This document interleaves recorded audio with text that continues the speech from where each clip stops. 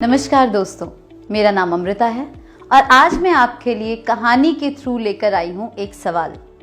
जब तूफान आता है तो आप क्या करते हैं?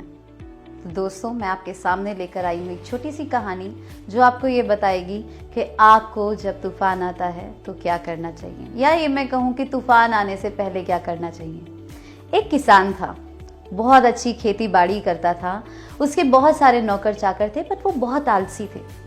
उसके गांव में बार बार तूफान आया करता था और जब भी तूफान आता था तो उसके नौकर चाकर सब सोते थे और सारे उसके खेत खलियान, उसकी जो भी उसका घर होता था, झोपड़ी होती थी, सब उड़ जाती थी, सब खराब हो जाता था। एक बार किसान ने सोचा, क्यों ना मैं एक अच्छा पढ़ा लिखा बंदा हायर करूं जो यहाँ आकर इन चीज़ों को मैनेज कर सके। उसने अखबार में इश्तेहार दिया और वहाँ पे एक MBA बंदा आया, 24-25 साल की उम्र होगी उसकी, और उसने आकर इंटरव्यू दिया। किसान ने कहा, इतने सारे लोग मैंने बुलाए और एक ही बंदा आया, चलो इंटरव्यू लेते हैं। जस्ट लाइक एनीबडी उसने एक इंटरव्यू लेना शुरू किया और उसने पूछा कि जब तूफान आता है तो आप क्या करते हैं?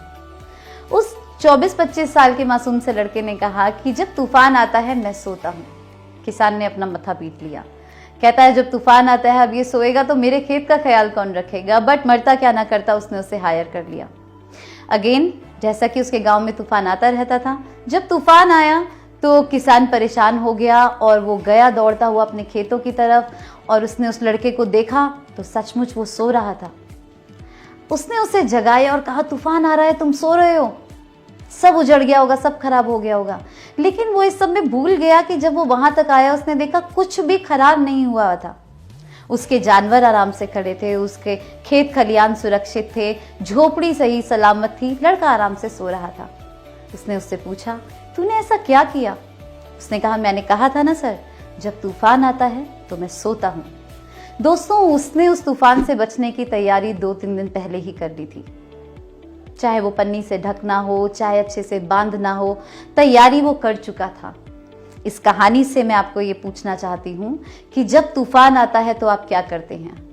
आप परेशान होकर उस समय भागते हैं, मुश्किलों का सामना करते हैं, बहुत सारी मुश्किलें अपने ऊपर हावी होने का मौका देते हैं, या आप तूफान आने से पहले तैयारी करते हैं?